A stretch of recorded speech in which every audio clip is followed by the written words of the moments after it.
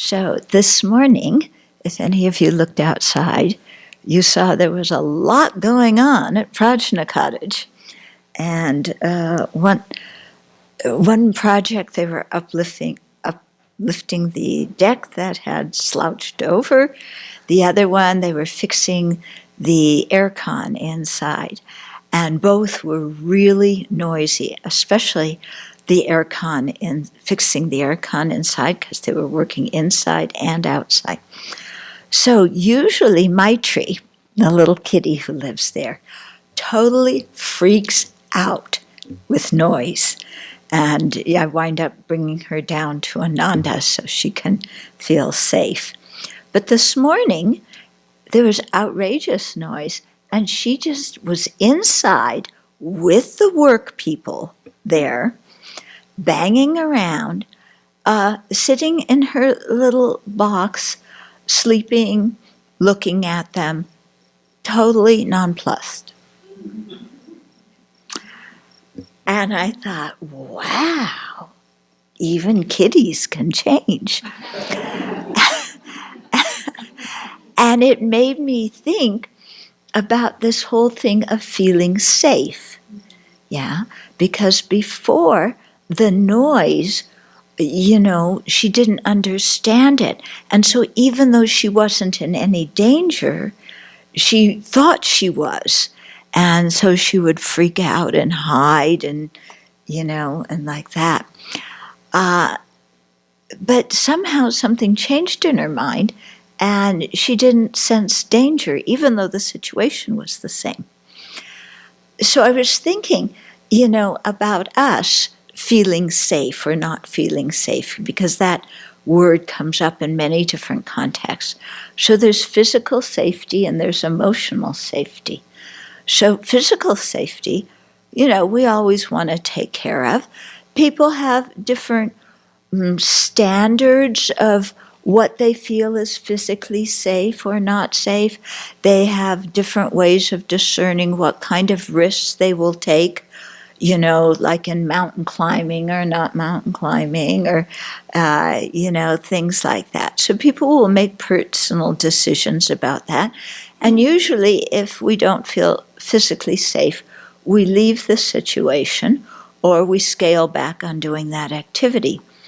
Although I must say, I do respect some people who don't instantly give in to their fear, not because they're trying to be reckless and harm their body, but because they suspect that maybe their fear is unnecessary.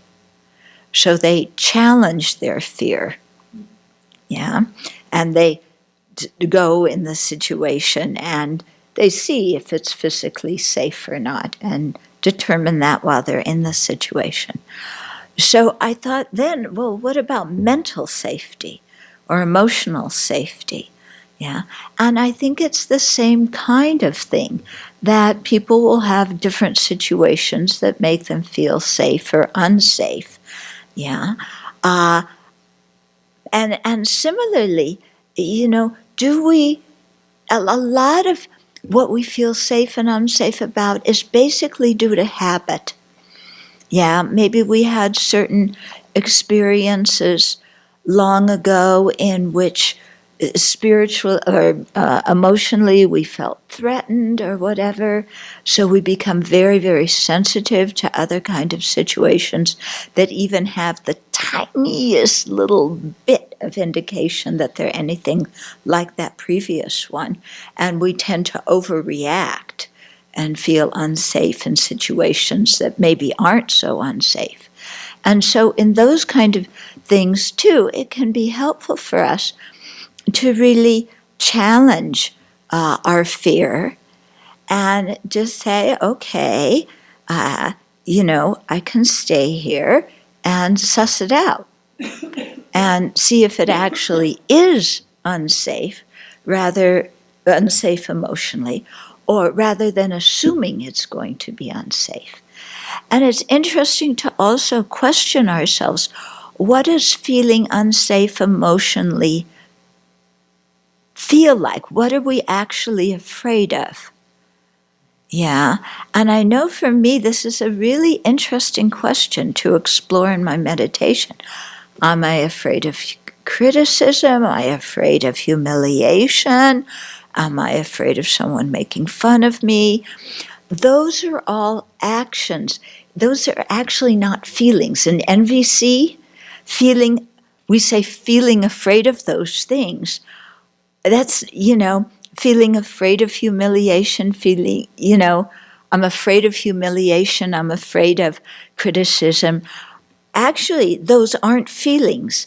Those are what we think other people are going to do.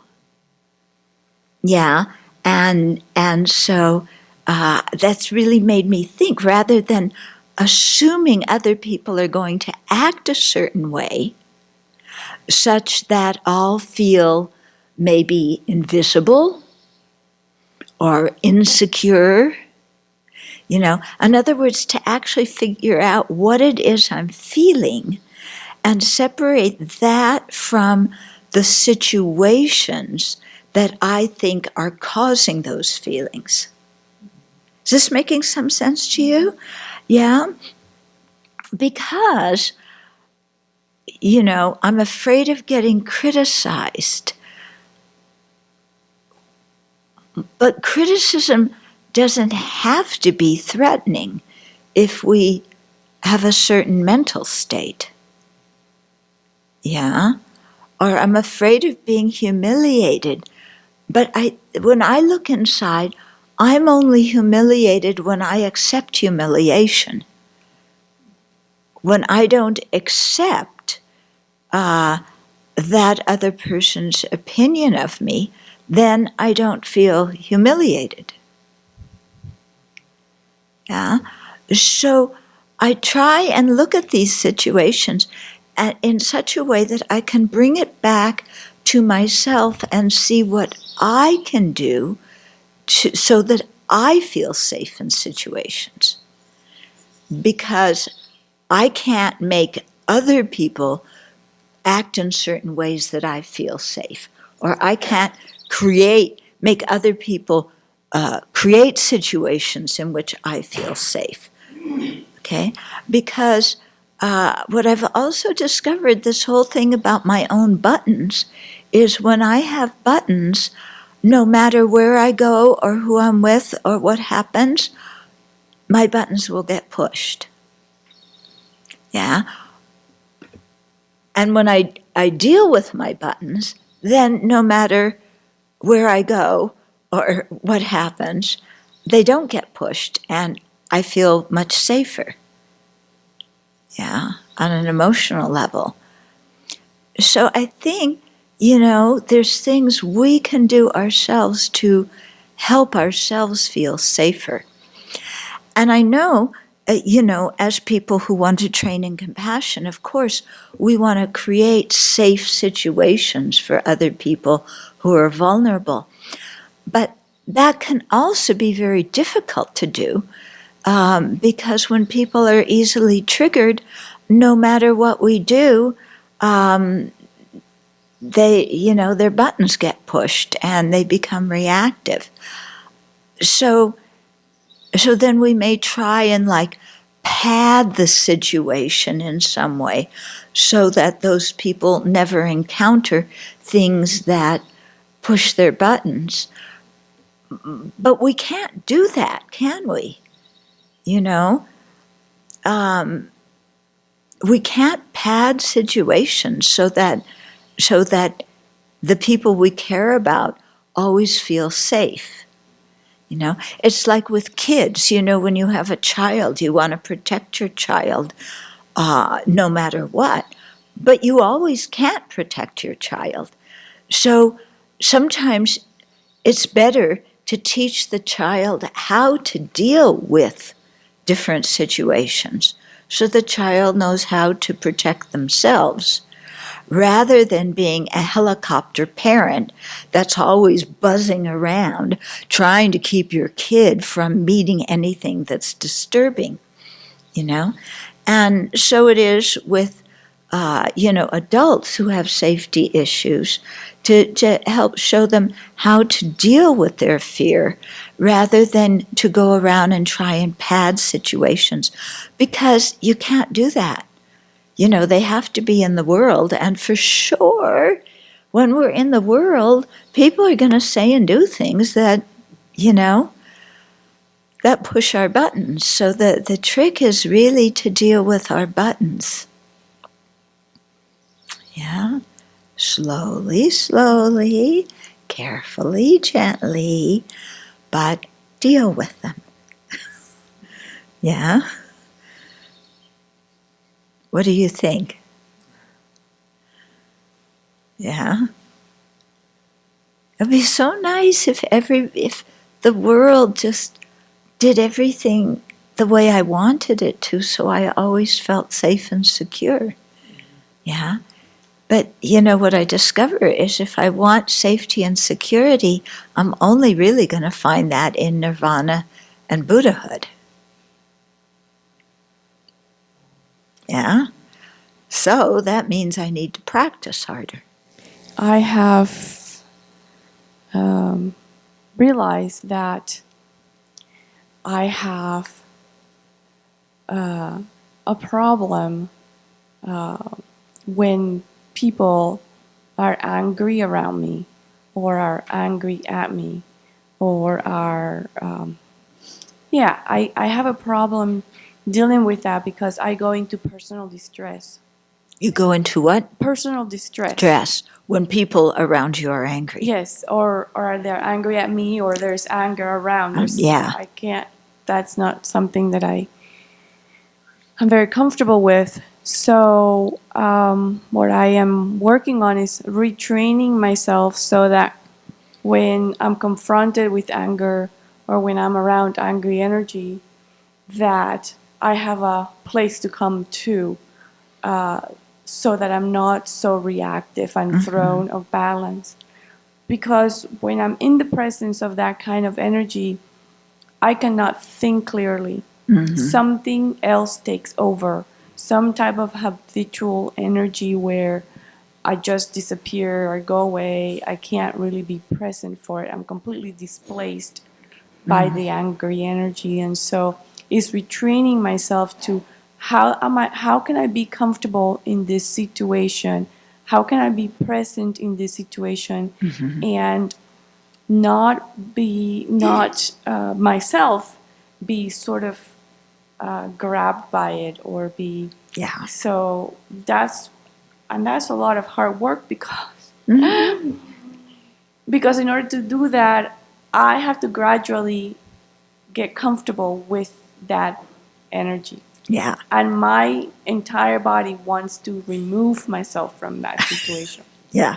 So it's a work in progress. Yes. I think it's a work in progress for all of us. And I really congratulate you on diving in and working on that, because you'll definitely make progress with it.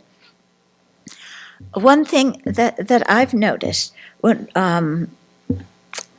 Karen and I were flying from Hamburg to Moscow on the plane, before we got on the plane, we saw one woman with a little dog, and the little dog was so friendly. And I went up to it, to pet it, and the woman just got mad at me.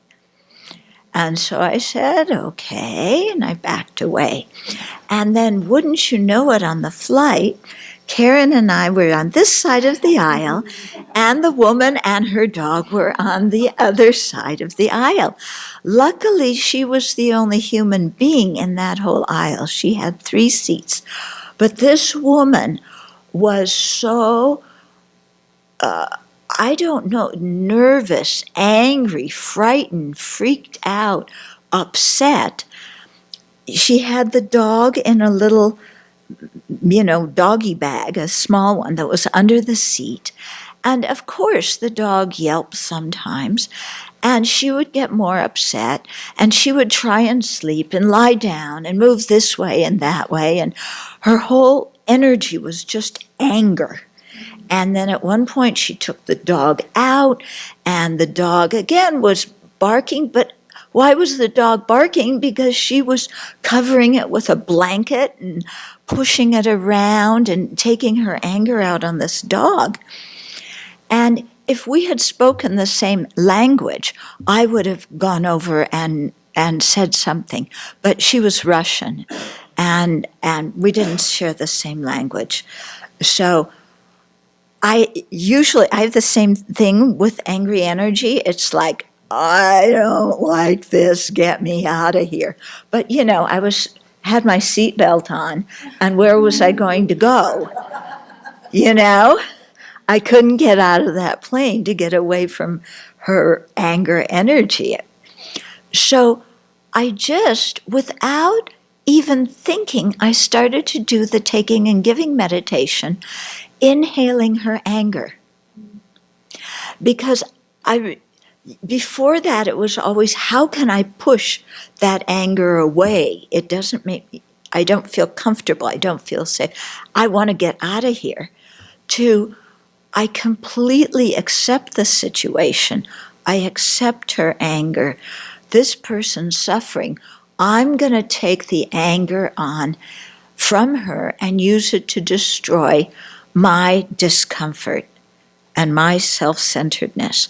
And the more I just did the taking and giving, breathing, my mind became very calm. And I didn't feel like I had to push the situation away anymore. Because somehow there's something about the taking and giving meditation that we have to just accept what is. Yeah, and that eases the mind. Yeah. That's exactly what I have been doing with the people that are currently angry at me.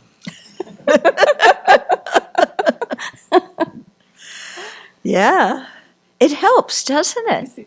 It's helping me accept that and not try to run away from it or feel going to a pity party or feel overwhelmed by their angry feelings. Yep. Yeah. I think that whole key is the acceptance of what is, and taking and giving really helps with that.